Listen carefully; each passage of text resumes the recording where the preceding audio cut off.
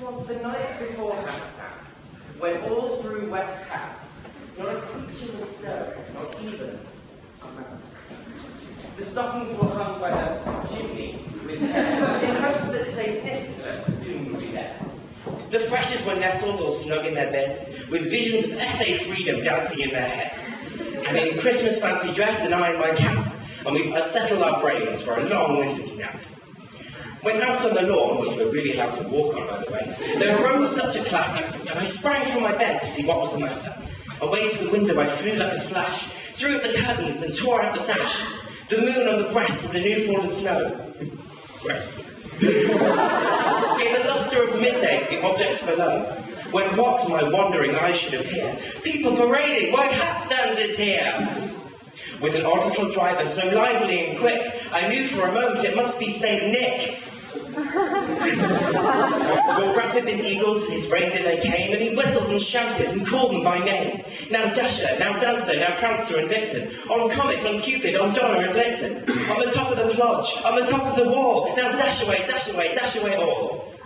As dry leaves that fall, the MAB fly, when they meet with an obstacle, mount to the sky. So up to the great hall the reindeer they flew, with a sleigh full of toys, and St. Nicholas too.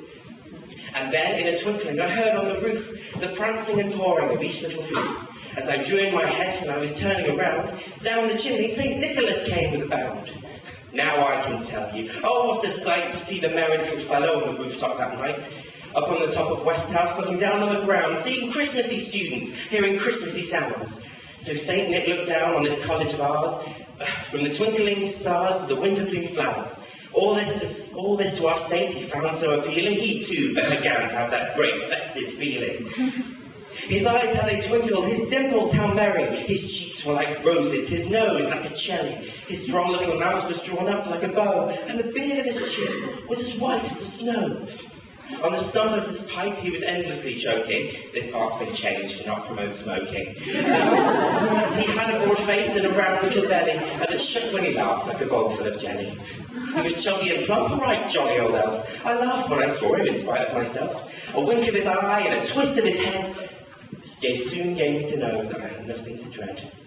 He spoke not a word but went straight to his work, and filled all the stockings and turned with a jerk. And laying his finger aside of his nose and giving a nod, up the chimney he rose. He sprang to his sleigh and gave his team a whistle, and they blew all away like the down of a thistle. But I heard him exclaim ere he drove out of sight, Merry Christmas to all, and to all a good night. So when you ride home, be it by sleigh, car or train, let thoughts of Christmas in your heart remain. For as we sit at home wishing for presents and snow, someone reminds us there's still 3 weeks to go.